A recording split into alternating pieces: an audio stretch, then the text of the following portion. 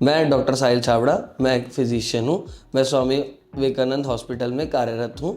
मैं आज आपको बीपी के बारे में, जिसको हमारी भाषा में हाइपरटेंशन कहते हैं, उसके बारे में बताना चाहता हूँ।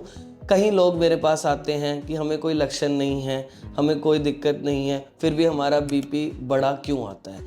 देखिए, बीपी बड़ा होने के कई कारण होते हैं। आपके लाइफस्टाइल, आपका रोज़ का उठना बैठना, कई बार ये हेरिडिटरी होते हैं, कई बार इसका कारण होता है कि जिसको किडनी की बीमारी होती है उसका बीपी बढ़ा हुआ आता है। कई बीमारियां ऐसी हैं जो सांस की हैं, ऑब्स्ट्रक्टिव स्लीप एपनिया जैसे, उन लोगों का बीपी भी काफ़ी बढ़ा हुआ रहता है। अब बीपी मैनेजमेंट के लिए मैं आपको कई चीज़ें बताना चाहता हूँ। आप ये मत सोचिए कि आपका बीपी सुबह ठीक है तो हमें दवा लेने की ज़रूरत नहीं है।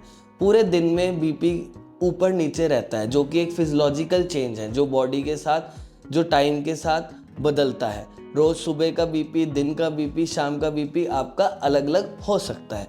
ठीक है, इसलिए कई लोग मेरे पास आते हैं, वो ये बोलते हैं कि हमारा बीपी सुबह तो ठीक आता है तो हमें दवा की कोई ज़रूरत नहीं है, इसलिए हमने दवा बंद कर दी। कृपया करके ये चीज़ मत कीजिए। बीपी एक साइलेंट किलर है। आपके हार्ट, आपकी किडनी को कब असर कर जाए और उन्हें फेल कर दे, आपको पता भी नहीं चलेगा। इसलिए डॉक्टर अगर आपको एडवाइस करते हैं कि आपको बीपी की दवा रोज़ लेनी चाहिए, तो उन पे ट्रस्ट करके आप दवा रोज़ लीजिए, फॉलोअप रखिए। इसमें और क्या आपको दवा के साथ क्या ध्यान रखने की ज़रूरतें हैं, मैं वो भी बताता हूँ। एक, आपको नमक कम से कम खाना है। मैं ये नहीं कह रहा कि आप अपनी दाल रोटी में नमक मत डालिए। मैं ये बताना चाहता हूँ कि जब हम ऊपर से किसी भी मसाला, कोई सलाद काटा, कोई लस्सी ली, उसमें जो हम मसाले डालते हैं उसमें भी नमक होता है। ऊपर से नमक किसी चीज़ में नहीं डालना है। जितनी आपकी सब्जी या दाल में नमक डलता है वो आपके लिए, शरीर के काम के लिए ज़रूरी भी है। ऐसा नहीं है कि बीपी हो गया तो दाल या सब्जी में नमक भी ना डालें। ये सब आप डाल सकते हैं, बस ऊपर से जो नमक की अधिक मात्रा है उसको नहीं करना है। कुछ 30 या 35 मिनट के लिए तेज चलना है। सैर ही नहीं, तेज चलना है। तेज चलने का मतलब आपको पसीना आए, आप 40-45 मिनट आपको पूरी बॉडी के ऊपर असर आए कि आप तेज चले हैं, पसीना आया है, आप थकावट हुई है। इसके अलावा आपको बीपी की मेडिकेशंस रेगुलरली लेनी है, अपने कोलेस्ट्रॉल का टेस्ट कराना है और किडनी का साथ के साथ, और ईसीजी।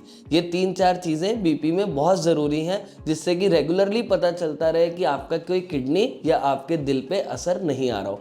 अंत में मैं यही कहना चाहूँगा, कृपया करके दवाई लेते रहिए, अपनी बीपी की मॉनिटरिंग करिए, डॉक्टर से मिलते रहिए, उनकी सलाह लेते रहिए और अपना लाइफस्टाइल मैनेजमेंट का ध्यान रखिए। जैसे कि मैंने बताया कि नमक किस प्रकार में और कैसे लेना है, और दूसरा वॉक कैसे करनी है और कितनी स्पीड में करनी है। ये सारी चीज़ें बहुत ज़रूरी हैं। इससे आप अपने दिल, अपनी किडनी और अपने ब्लड प्रेशर का ध्यान रख सकते हैं। Thank you.